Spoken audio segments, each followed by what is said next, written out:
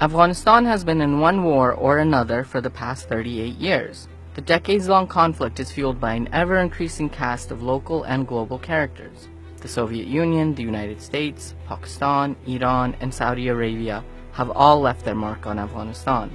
So, how did it all begin? During the Cold War in 1978, the Communist Party led a bloody coup against the nation's first president in the Saud Revolution. It was not a coup, it was a revolution. Once in power, the People's Democratic Party of Afghanistan ran the country with an iron fist. There were curfews, travel bans, mass incarcerations, and repression of dissent. Nearly all levels of society, from academics and politicians to doctors and farmers, joined the resistance against the successive communist governments. By 1979, the Soviet Union stepped in to support the communist government, which was also struggling with internal rifts. We are grateful to the Soviet Union that they responded positively to our request. This caught the attention of the West. The United States, with the help of Pakistan and several Arab states, began a covert operation to train and arm the resistance forces, the Mujahideen. Many of these Mujahideen were ordinary Afghan men defending their nation from a foreign invasion.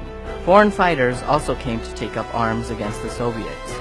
They wanted to end the occupation and bring down the brutal communist government. Some of these Mujahideen would go on to become the country's most notorious warlords.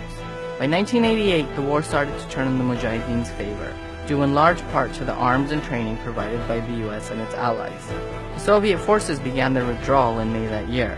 The withdrawal was completed in 1989. Shortly after the Soviet withdrawal, the US abandoned Afghanistan and left the men who would become warlords to their own devices. The final communist president of Afghanistan, Najibullah Ahmadzai, tried to make peace with the Mujahideen, but failed. He warned the people that without a peace and an Afghan-led consensus, Afghanistan would become a pawn in global power games. In a letter to a Mujahideen leader, Ahmadzai predicted a grim future for the country.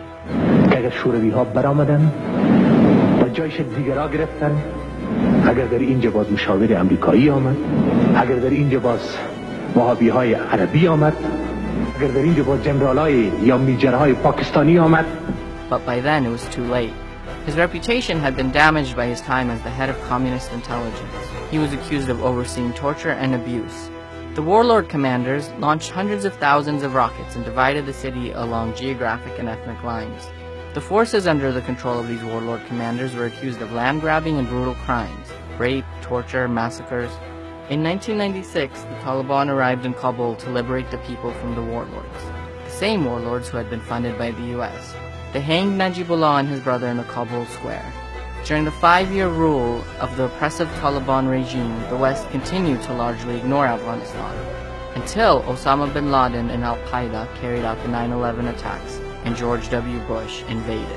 To destroy Al-Qaeda, the US and its allies enlisted the help of the very warlords who wrought havoc over Kabul during the Civil War.